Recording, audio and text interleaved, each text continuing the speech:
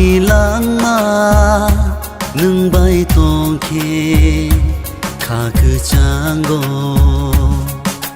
subra nini ko bai ya pri se ke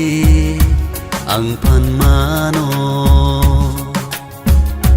ani khatuma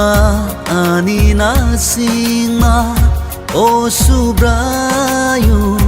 no no simino nini crosse ano slaika o subrayo nini thibaike no no ya karliya nang bai no tonga no no kibiliya nang bai no hilai no no ya karliya nang bai no tonga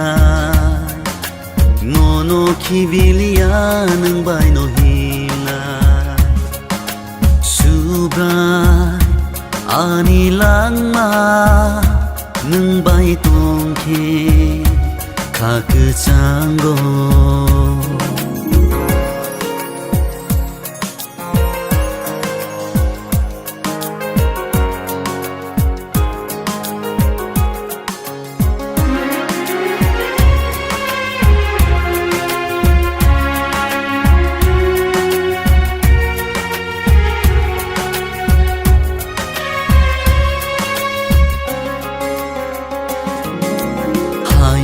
Kotoro manja ka podre po hayung kotoro manja ka podre po reng liawan sungna ring mani khorang pai tha golang ma tong kha subrai nang ano Hosa kanang bai na subrai nang ano Hosa kanang bai na subrai ani langma nang bai tong ke kha ku chango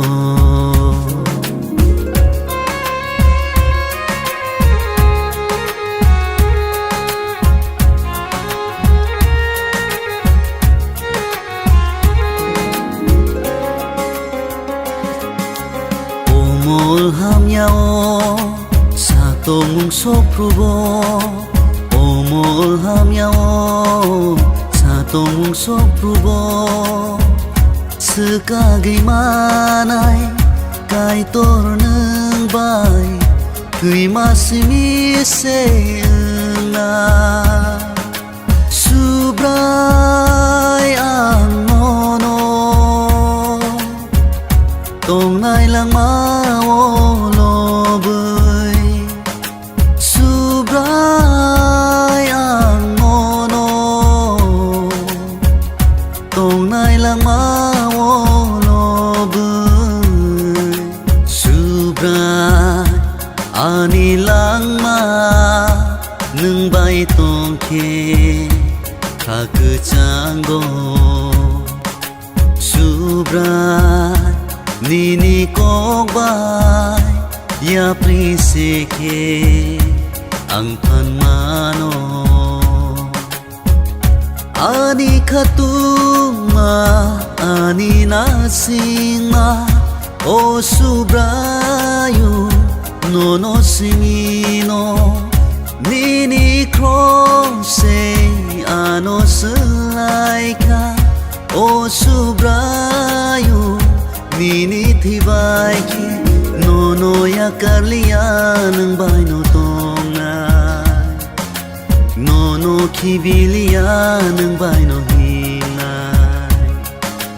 no no ya karliya nang bai no tonga no no kibiliya nang bai no